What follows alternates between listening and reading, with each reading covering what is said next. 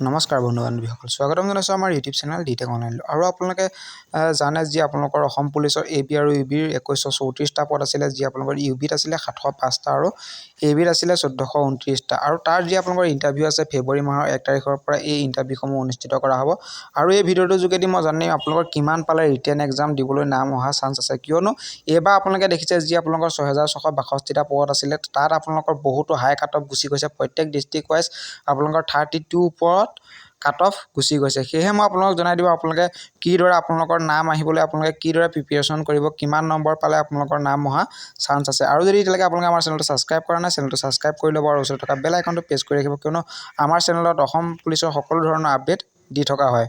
আৰু আপোনালোকে দেখিছে আপোনালোকৰ যি মাৰ্কছ, আপোনালোকে দেখিছে যি ইউ বিত আপোনালোকৰ 40 মাৰ্কছ থাকিব ফিজিকেল ইফিচিয়েঞ্চি টেষ্টত, আৰু তাৰ ভিতৰত আপোনালোকে 32 ওপৰতে পাবলৈ আপোনালোকে চেষ্টা কৰিব। আপোনালোকে যদি লং জাম্পত যদি 20 পায় আপোনালোকে, আৰু ৰানিঙত যদি আপোনালোকে 12 তলত ৰানিংটো কৰিব পাৰে, তেতিয়াহ'লে আপোনালোকৰ ধুনীয়াকৈ কাট অফত আপোনালোকৰ যি ৰিটেনৰ কাৰণে কাট অফ ওলাব, তাত নাম অহা খুবেই চান্স আছে। আৰু আপোনালোকৰ এ বিত এবাৰ বহুতো এটা ভাল সুবিধা আছে, কিয়নো আপোনালোকে ইয়াতে চিন আপছ বুলি এটা নতুনকৈ এড কৰা হৈছে, আৰু তাত যদি আপোনালোকে 20 নম্বৰ পায় আৰু আপোনালোকৰ যি লং জাম্প আছে তাত যদি আপোনালোকে 20 নম্বৰ উঠাব পাৰে, আৰু আপোনালোকৰ যি ৰানিং যদি 12 মিনিটৰ তলত কৰিব পাৰে, তেতিয়াহ'লে আপোনালোকৰ 50 ওপৰত আপোনালোকৰ ধুনীয়াকৈ আপোনালোকৰ যি নাম্বাৰ আছে সেই নাম্বাৰসমূহ গুচি যাব। আৰু তেতিয়াই আপোনালোকৰ বহুতো চান্স আছে যে আপোনালোকৰ যি আপোনালোকৰ ৰিটেনৰ কাৰণে কাট অফ, সেই কাট অফত আপোনালোকৰ নাম আহিব। সেয়েহে মই আপোনালোকক জনাই দিব বিচাৰিছোঁ আপোনালোকে যি চিন আপছ আছে আৰু আপোনালোকৰ যি লং জাম্প আছে তাত আপোনালোকে বেছিকৈ ভালদৰে প্ৰেক্টিছ কৰক। তাত আপোনালোকে 20ৰ ভিতৰত 20 উঠাবলৈ চেষ্টা কৰক, আৰু ৰানিং আপোনালোকে 12 মিনিটৰ তলত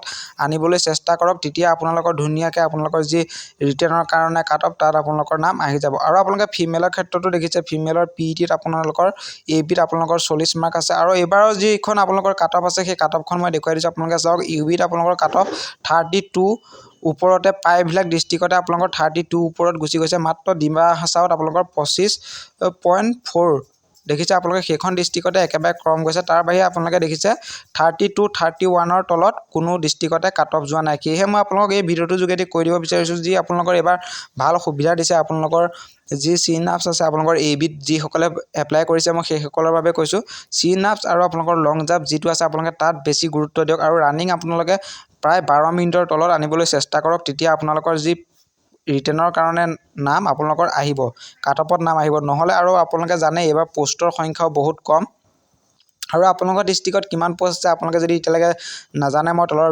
ডেছক্ৰিপশ্যনত এটা ভিডিঅ' লিংক দিম, তাত আপোনালোকে চাই ল'ব আপোনালোকৰ এ বি আৰু ইউ বিত আপোনালোকৰ ডিষ্ট্ৰিক্টত কিমান পোষ্ট আছে। সকলো ডিষ্ট্ৰিক্ট ৱাইজ মই পোষ্টসমূহৰ বিষয়ে জনাই থৈছোঁ। তেতিয়াহ'লে আজিলৈ ভিডিঅ'টো ইমানেই। ধন্যবাদ। জয় অসম, জয় হিন্দ।